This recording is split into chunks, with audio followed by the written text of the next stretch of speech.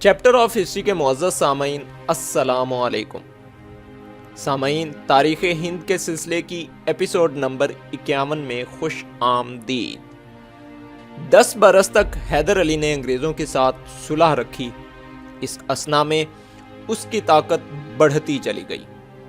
اس نے میسور، ملیار اور کنڑا کے کل پلیگار اور راجہ مغلوب کر لیے۔ اس کے ہاں فرنگیوں کی سکھائی ہوئی بڑی فوج تھی، 100 توپیں تھیں اور 4 فرانسیسی سپاہی تھے۔ وہ جانتا تھا کہ انگریز مرہٹوں کے ساتھ جنگ میں مصروف ہیں، اس لیے اس کا خیال تھا کہ مدراس کا فتح کرنا آسان ہوگا۔ اس نے خفیہ نظام اور مرہٹوں کو لکھا کہ دکن سے انگریزوں کو نکالنے میں میری مدد کرو۔ اس کے بعد وہ 1780 عیسوی میں 1,00,000 آدمیوں کی کثیر جمعیت کے ساتھ طوفان کی طرح کرناٹک پر ٹوٹ پڑا۔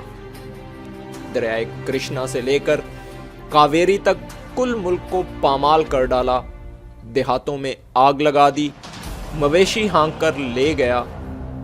گورنر مدراس جنگ کے لیے تیار نہ تھا۔ سپاہی تھے کہ چھوٹے چھوٹے گروہوں میں کل ملک میں بٹے ہوئے تھے۔ کرنیلی بیلی ایک مختصر سی فوج لے کر شمالی سرکار سے مدراس کی کمک کو چلا آیا کہ دفعتاً حیدر علی پولی نور کے قریب اس پر حملہ آور ہوا۔ کرنیلی بیلی نے خیال کیا کہ میرے سپاہی تعداد میں کم ہیں اور حیدر علی کے مقابلے کے لیے کافی نہیں ہیں۔ سپاہی لڑنے کے آرزو مند تھے، پھر بھی اس نے اپنی بے وقوفی سے حیدر علی کی بات مان لی۔ حیدر علی نے کہا کہ اگر تمہارے سپاہی ہتھیار ڈال دیں تو میں ان کی جان بخش دوں گا۔ کرنیلی نے حکم دیا کہ سپاہی اپنے اپنے ہتھیار رکھ دیں۔ جب فرنگیوں نے ہتھیار ڈال دیے تو حیدر علی نے اپنے قول کی پاسداری کی اور ان کی جان بخش دی اور ان کو بھیڑ بکریوں کی طرح ہانک کر بھگا دیا۔ 1782 عیسوی میں حیدر علی نے دار فانی سے کوچ کیا۔